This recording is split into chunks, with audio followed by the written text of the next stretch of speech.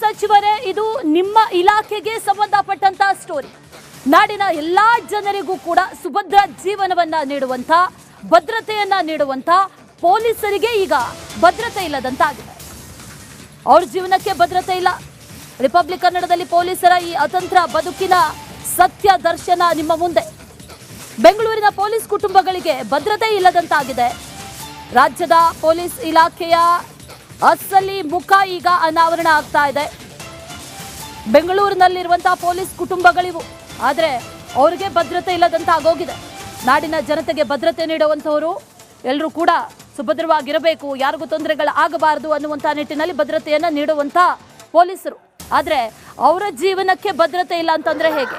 ಇಲ್ಲಿ ಗಮನಿಸ್ತಾ ಇದೀವಲ್ಲ, ಇದೆಲ್ಲವೂ ಕೂಡ ಅವರಿಗೆ ಕೊಟ್ಟಿರುವಂಥ ಕ್ವಾರ್ಟರ್ಸ್ಗಳು. ಯಾವ ರೀತಿಯಾಗಿದೆ ಕ್ವಾರ್ಟರ್ಸ್ಗಳು? ಅಲ್ಲಿ ಯಾರಾದರೂ ಬದುಕೋದಿಕ್ಕೆ ಸಾಧ್ಯನಾ ಅನ್ನುವಂಥ ಪ್ರಶ್ನೆ.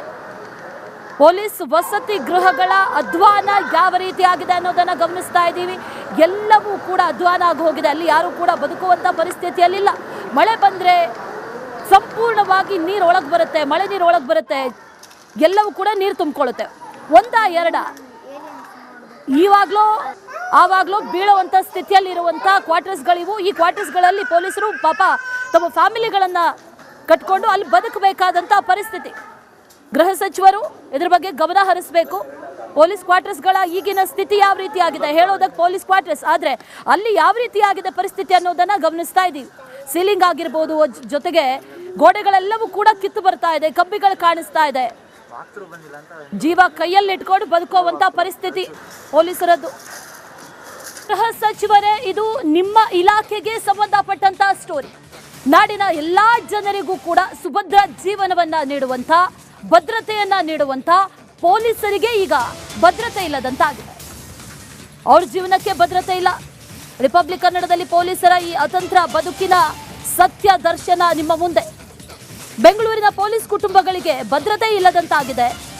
ರಾಜ್ಯದ ಪೊಲೀಸ್ ಇಲಾಖೆಯ ಅಸಲಿ ಮುಖ ಈಗ ಅನಾವರಣ ಆಗ್ತಾ ಇದೆ.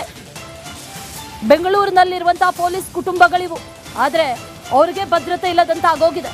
ನಾಡಿನ ಜನತೆಗೆ ಭದ್ರತೆ ನೀಡುವಂತವರು ಎಲ್ಲರೂ ಕೂಡ ಸುಭದ್ರವಾಗಿರಬೇಕು, ಯಾರಿಗೂ ತೊಂದರೆಗಳಾಗಬಾರದು ಅನ್ನುವಂಥ ನಿಟ್ಟಿನಲ್ಲಿ ಭದ್ರತೆಯನ್ನ ನೀಡುವಂತ ಪೊಲೀಸರು. ಆದರೆ ಅವರ ಜೀವನಕ್ಕೆ ಭದ್ರತೆ ಇಲ್ಲ ಅಂತಂದ್ರೆ ಹೇಗೆ? ಇಲ್ಲಿ ಗಮನಿಸ್ತಾ ಇದೀವಲ್ಲ, ಇದೆಲ್ಲವೂ ಕೂಡ ಅವರಿಗೆ ಕೊಟ್ಟಿರುವಂಥ ಕ್ವಾರ್ಟರ್ಸ್ಗಳು. ಯಾವ ರೀತಿಯಾಗಿದೆ ಕ್ವಾರ್ಟರ್ಸ್ಗಳು? ಅಲ್ಲಿ ಯಾರಾದರೂ ಬದುಕೋದಿಕ್ಕೆ ಸಾಧ್ಯನಾ ಅನ್ನುವಂಥ ಪ್ರಶ್ನೆ.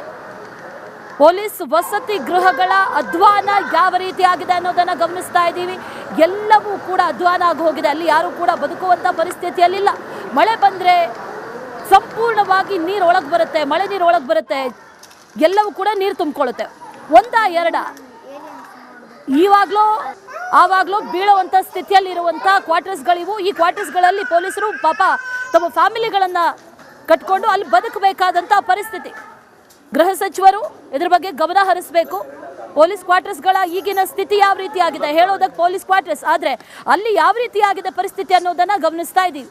ಸೀಲಿಂಗ್ ಆಗಿರ್ಬೋದು, ಜೊತೆಗೆ ಗೋಡೆಗಳೆಲ್ಲವೂ ಕೂಡ ಕಿತ್ತು ಬರ್ತಾ ಇದೆ, ಕಂಬಿಗಳು ಕಾಣಿಸ್ತಾ ಇದೆ.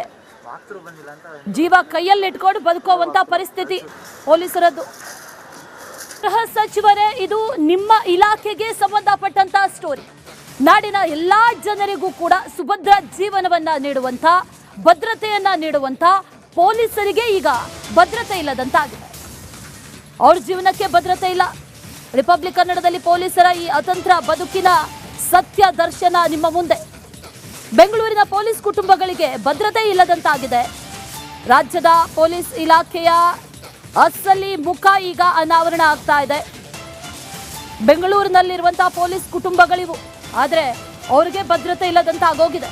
ನಾಡಿನ ಜನತೆಗೆ ಭದ್ರತೆ ನೀಡುವಂತವರು ಎಲ್ಲರೂ ಕೂಡ ಸುಭದ್ರವಾಗಿರಬೇಕು, ಯಾರಿಗೂ ತೊಂದರೆಗಳಾಗಬಾರದು ಅನ್ನುವಂಥ ನಿಟ್ಟಿನಲ್ಲಿ ಭದ್ರತೆಯನ್ನ ನೀಡುವಂತ ಪೊಲೀಸರು. ಆದರೆ ಅವರ ಜೀವನಕ್ಕೆ ಭದ್ರತೆ ಇಲ್ಲ ಅಂತಂದ್ರೆ ಹೇಗೆ? ಇಲ್ಲಿ ಗಮನಿಸ್ತಾ ಇದೀವಲ್ಲ, ಇದೆಲ್ಲವೂ ಕೂಡ ಅವರಿಗೆ ಕೊಟ್ಟಿರುವಂಥ ಕ್ವಾರ್ಟರ್ಸ್ಗಳು. ಯಾವ ರೀತಿಯಾಗಿದೆ ಕ್ವಾರ್ಟರ್ಸ್ಗಳು? ಅಲ್ಲಿ ಯಾರಾದರೂ ಬದುಕೋದಿಕ್ಕೆ ಸಾಧ್ಯನಾ ಅನ್ನುವಂಥ ಪ್ರಶ್ನೆ. ಪೊಲೀಸ್ ವಸತಿ ಗೃಹಗಳ ಅಧ್ವಾನ ಯಾವ ರೀತಿಯಾಗಿದೆ ಅನ್ನೋದನ್ನು ಗಮನಿಸ್ತಾ ಇದ್ದೀವಿ. ಎಲ್ಲವೂ ಕೂಡ ಅಧ್ವಾನ ಆಗಿ ಹೋಗಿದೆ. ಅಲ್ಲಿ ಯಾರು ಕೂಡ ಬದುಕುವಂಥ ಪರಿಸ್ಥಿತಿಯಲ್ಲಿಲ್ಲ. ಮಳೆ ಬಂದರೆ ಸಂಪೂರ್ಣವಾಗಿ ನೀರು ಒಳಗೆ ಬರುತ್ತೆ, ಮಳೆ ನೀರು ಒಳಗೆ ಬರುತ್ತೆ, ಎಲ್ಲವೂ ಕೂಡ ನೀರು ತುಂಬಿಕೊಳ್ಳುತ್ತೆ. ಒಂದಾ ಎರಡ ಇವಾಗಲೂ ಆವಾಗಲೂ ಬೀಳುವಂಥ ಸ್ಥಿತಿಯಲ್ಲಿರುವಂಥ ಕ್ವಾರ್ಟರ್ಸ್ಗಳಿವು. ಈ ಕ್ವಾರ್ಟರ್ಸ್ಗಳಲ್ಲಿ ಪೊಲೀಸರು ಪಾಪ ತಮ್ಮ ಫ್ಯಾಮಿಲಿಗಳನ್ನು ಕಟ್ಕೊಂಡು ಅಲ್ಲಿ ಬದುಕಬೇಕಾದಂಥ ಪರಿಸ್ಥಿತಿ. ಗೃಹ ಸಚಿವರು ಇದ್ರ ಬಗ್ಗೆ ಗಮನ ಹರಿಸಬೇಕು. ಪೊಲೀಸ್ ಕ್ವಾರ್ಟರ್ಸ್ಗಳ ಈಗಿನ ಸ್ಥಿತಿ ಯಾವ ರೀತಿ ಆಗಿದೆ ಹೇಳೋದಕ್ಕೆ ಪೊಲೀಸ್ ಕ್ವಾರ್ಟರ್ಸ್, ಆದರೆ ಅಲ್ಲಿ ಯಾವ ರೀತಿ ಆಗಿದೆ ಪರಿಸ್ಥಿತಿ ಅನ್ನೋದನ್ನು ಗಮನಿಸ್ತಾ ಇದ್ದೀವಿ. ಸೀಲಿಂಗ್ ಆಗಿರ್ಬೋದು, ಜೊತೆಗೆ ಗೋಡೆಗಳೆಲ್ಲವೂ ಕೂಡ ಕಿತ್ತು ಬರ್ತಾ ಇದೆ, ಕಂಬಿಗಳು ಕಾಣಿಸ್ತಾ ಇದೆ, ಜೀವ ಕೈಯಲ್ಲಿ ಇಟ್ಕೊಂಡು ಬದುಕುವಂತ ಪರಿಸ್ಥಿತಿ ಪೊಲೀಸರದ್ದು. ಗೃಹ ಸಚಿವರೇ, ಇದು ನಿಮ್ಮ ಇಲಾಖೆಗೆ ಸಂಬಂಧಪಟ್ಟಂತ ಸ್ಟೋರಿ.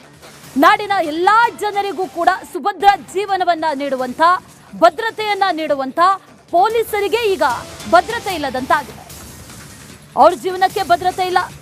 ರಿಪಬ್ಲಿಕ್ ಕನ್ನಡದಲ್ಲಿ ಪೊಲೀಸರ ಈ ಅತಂತ್ರ ಬದುಕಿನ ಸತ್ಯ ದರ್ಶನ ನಿಮ್ಮ ಮುಂದೆ. ಬೆಂಗಳೂರಿನ ಪೊಲೀಸ್ ಕುಟುಂಬಗಳಿಗೆ ಭದ್ರತೆ ಇಲ್ಲದಂತಾಗಿದೆ. ರಾಜ್ಯದ ಪೊಲೀಸ್ ಇಲಾಖೆಯ ಅಸಲಿ ಮುಖ ಈಗ ಅನಾವರಣ ಆಗ್ತಾ ಇದೆ. ಬೆಂಗಳೂರಿನಲ್ಲಿರುವಂತಹ ಪೊಲೀಸ್ ಕುಟುಂಬಗಳಿವು, ಆದರೆ ಅವರಿಗೆ ಭದ್ರತೆ ಇಲ್ಲದಂತ ಆಗೋಗಿದೆ. ನಾಡಿನ ಜನತೆಗೆ ಭದ್ರತೆ ನೀಡುವಂಥವರು ಎಲ್ಲರೂ ಕೂಡ ಸುಭದ್ರವಾಗಿರಬೇಕು, ಯಾರಿಗೂ ತೊಂದರೆಗಳಾಗಬಾರದು ಅನ್ನುವಂಥ ನಿಟ್ಟಿನಲ್ಲಿ ಭದ್ರತೆಯನ್ನು ನೀಡುವಂಥ ಪೊಲೀಸರು. ಆದರೆ ಅವರ ಜೀವನಕ್ಕೆ ಭದ್ರತೆ ಇಲ್ಲ ಅಂತಂದರೆ ಹೇಗೆ?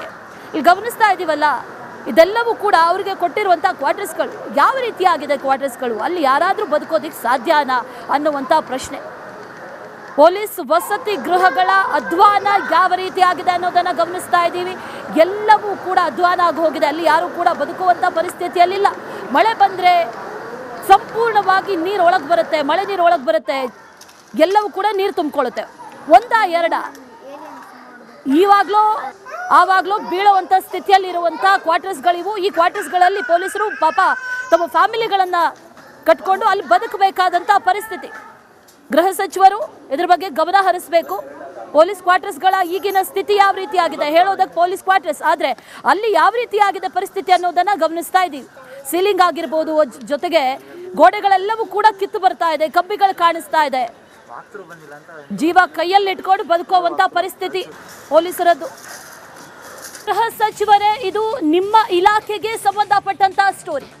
ನಾಡಿನ ಎಲ್ಲಾ ಜನರಿಗೂ ಕೂಡ ಸುಭದ್ರ ಜೀವನವನ್ನ ನೀಡುವಂತ, ಭದ್ರತೆಯನ್ನ ನೀಡುವಂತ ಪೊಲೀಸರಿಗೆ ಈಗ ಭದ್ರತೆ ಇಲ್ಲದಂತಾಗಿದೆ.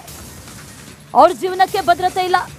ರಿಪಬ್ಲಿಕ್ ಕನ್ನಡದಲ್ಲಿ ಪೊಲೀಸರ ಈ ಅತಂತ್ರ ಬದುಕಿನ ಸತ್ಯ ದರ್ಶನ ನಿಮ್ಮ ಮುಂದೆ. ಬೆಂಗಳೂರಿನ ಪೊಲೀಸ್ ಕುಟುಂಬಗಳಿಗೆ ಭದ್ರತೆ ಇಲ್ಲದಂತಾಗಿದೆ. ರಾಜ್ಯದ ಪೊಲೀಸ್ ಇಲಾಖೆಯ ಅಸಲಿ ಮುಖ ಈಗ ಅನಾವರಣ ಆಗ್ತಾ ಇದೆ. ಬೆಂಗಳೂರಿನಲ್ಲಿರುವಂತಹ ಪೊಲೀಸ್ ಕುಟುಂಬಗಳಿವು, ಆದರೆ ಅವರಿಗೆ ಭದ್ರತೆ ಇಲ್ಲದಂತ ಆಗೋಗಿದೆ. ನಾಡಿನ ಜನತೆಗೆ ಭದ್ರತೆ ನೀಡುವಂಥವರು ಎಲ್ಲರೂ ಕೂಡ ಸುಭದ್ರವಾಗಿರಬೇಕು, ಯಾರಿಗೂ ತೊಂದರೆಗಳಾಗಬಾರದು ಅನ್ನುವಂಥ ನಿಟ್ಟಿನಲ್ಲಿ ಭದ್ರತೆಯನ್ನು ನೀಡುವಂಥ ಪೊಲೀಸರು. ಆದರೆ ಅವರ ಜೀವನಕ್ಕೆ ಭದ್ರತೆ ಇಲ್ಲ ಅಂತಂದರೆ ಹೇಗೆ? ಇಲ್ಲಿ ಗಮನಿಸ್ತಾ ಇದ್ದೀವಲ್ಲ, ಇದೆಲ್ಲವೂ ಕೂಡ ಅವರಿಗೆ ಕೊಟ್ಟಿರುವಂಥ ಕ್ವಾರ್ಟರ್ಸ್ಗಳು. ಯಾವ ರೀತಿ ಆಗಿದೆ ಕ್ವಾರ್ಟರ್ಸ್ಗಳು? ಅಲ್ಲಿ ಯಾರಾದರೂ ಬದುಕೋದಿಕ್ಕೆ ಸಾಧ್ಯನಾ ಅನ್ನುವಂಥ ಪ್ರಶ್ನೆ. ಪೊಲೀಸ್ ವಸತಿ ಗೃಹಗಳ ಅಧ್ವಾನ ಯಾವ ರೀತಿ ಆಗಿದೆ ಅನ್ನೋದನ್ನು ಗಮನಿಸ್ತಾ ಇದ್ದೀವಿ. ಎಲ್ಲವೂ ಕೂಡ ಅಧ್ವಾನ ಆಗಿ ಹೋಗಿದೆ. ಅಲ್ಲಿ ಯಾರು ಕೂಡ ಬದುಕುವಂಥ ಪರಿಸ್ಥಿತಿಯಲ್ಲಿಲ್ಲ. ಮಳೆ ಬಂದರೆ ಸಂಪೂರ್ಣವಾಗಿ ನೀರು ಒಳಗೆ ಬರುತ್ತೆ, ಮಳೆ ನೀರು ಒಳಗೆ ಬರುತ್ತೆ, ಎಲ್ಲವೂ ಕೂಡ ನೀರು ತುಂಬಿಕೊಳ್ಳುತ್ತೆ. ಒಂದ ಎರಡ ಆವಾಗಲೂ ಬೀಳುವಂಥ ಸ್ಥಿತಿಯಲ್ಲಿರುವಂಥ ಕ್ವಾರ್ಟರ್ಸ್ಗಳಿವು. ಈ ಕ್ವಾರ್ಟರ್ಸ್ಗಳಲ್ಲಿ ಪೊಲೀಸರು ಪಾಪ ತಮ್ಮ ಫ್ಯಾಮಿಲಿಗಳನ್ನು ಕಟ್ಕೊಂಡು ಅಲ್ಲಿ ಬದುಕಬೇಕಾದಂಥ ಪರಿಸ್ಥಿತಿ. ಗೃಹ ಸಚಿವರು ಇದ್ರ ಬಗ್ಗೆ ಗಮನ ಹರಿಸಬೇಕು. ಪೊಲೀಸ್ ಕ್ವಾರ್ಟರ್ಸ್ಗಳ ಈಗಿನ ಸ್ಥಿತಿ ಯಾವ ರೀತಿ ಆಗಿದೆ ಹೇಳೋದಕ್ಕೆ ಪೊಲೀಸ್ ಕ್ವಾರ್ಟರ್ಸ್, ಆದರೆ ಅಲ್ಲಿ ಯಾವ ರೀತಿ ಆಗಿದೆ ಪರಿಸ್ಥಿತಿ ಅನ್ನೋದನ್ನು ಗಮನಿಸ್ತಾ ಇದ್ದೀವಿ. ಸೀಲಿಂಗ್ ಆಗಿರ್ಬೋದು, ಜೊತೆಗೆ ಗೋಡೆಗಳೆಲ್ಲವೂ ಕೂಡ ಕಿತ್ತು ಬರ್ತಾ ಇದೆ, ಕಂಬಿಗಳು ಕಾಣಿಸ್ತಾ ಇದೆ, ಜೀವ ಕೈಯಲ್ಲಿ ಇಟ್ಕೊಂಡು ಬದುಕುವಂತ ಪರಿಸ್ಥಿತಿ ಪೊಲೀಸರದ್ದು.